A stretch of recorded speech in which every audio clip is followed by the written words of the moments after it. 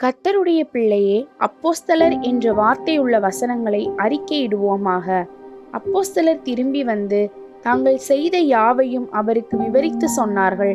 அப்பொழுது அவர் அவர்களை கூட்டிக் கொண்டு தனித்திருக்கும்படி பெத்சாயிதா என்னும் பட்டணத்தை சேர்ந்த வனாந்தரமான ஒரு இடத்துக்கு போனார். லூக்கா 9:10.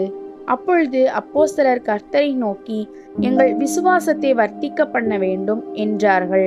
லூக்கா 17:5. எல்லாருக்கும் பயம் உண்டாயிற்று. அப்போஸ்தலர்களாலே அநேக அற்புதங்களும் அடையாளங்களும் செய்யப்பட்டது. அப்போஸ்தலர் 2:43. கர்த்தராகிய இயேசுவின் உயிர்த்தெழுதலை குறித்து அப்போஸ்தலர்கள் மிகுந்த பலமாய் சாட்சி கொடுத்தார்கள். அவர்கள் எல்லார் மேலும் பூரண கிருபை உண்டாயிருந்தது. அப்போஸ்தலர் 4:33.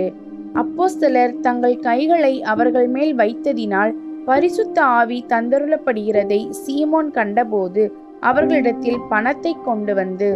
அப்போஸ்தலர் 8:18. எங்களுக்கு தோன்றுகிறபடி தேவன் அப்போஸ்தலர்களாகிய எங்களை மரணத்துக்கு குறிக்கப்பட்டவர்கள் போல கடைசியானவர்களாய் காணப்பட பண்ணினார். நாங்கள் உலகத்துக்கும் தூதருக்கும் மனுஷருக்கும் வேடிக்கையானோம். 1 கொரிந்தியர் 4:9. பரலோகமே, பரிசுத்தவான்களாகிய அப்போஸ்தலர்களே, தீர்க்கதரிசிகளே, அவளை குறித்து களி கூறுங்கள். உங்கள் நிமித்தம் தேவன் அவளை நியாயந்தீர்த்தாரே என்று தூதன் சொன்னான். வெளிப்படுத்தின விசேஷம் 18:20. அவனை கொலை செய்கிறதற்கு சவுலும் சம்மதித்திருந்தான்.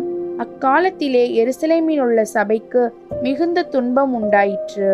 அப்போஸ்தலர் தவிர மற்ற யாவரும் யூதேயா சமாரியா தேசங்களில் சிதறப்பட்டு போனார்கள்.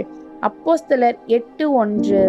சமாரியர் தேவ வசனத்தை ஏற்றுக்கொண்டதை எருசலேமில் உள்ள அப்போஸ்தலர்கள் கேள்விப்பட்டு பேதுருவையும் யோவானையும் அவர்களிடத்திற்கு அனுப்பினார்கள். அப்போஸ்தலர் 8:14. அப்போஸ்தலர் தீர்க்கதரிசிகள் என்பவர்களுடைய அஸ்திபாரத்தின் மேல் கட்டப்பட்டவர்களுமாய் இருக்கிறீர்கள். அதற்கு இயேசு கிறிஸ்து தாமே மூலைக்கல்லாய் இருக்கிறார். எபேசியர் 2:20.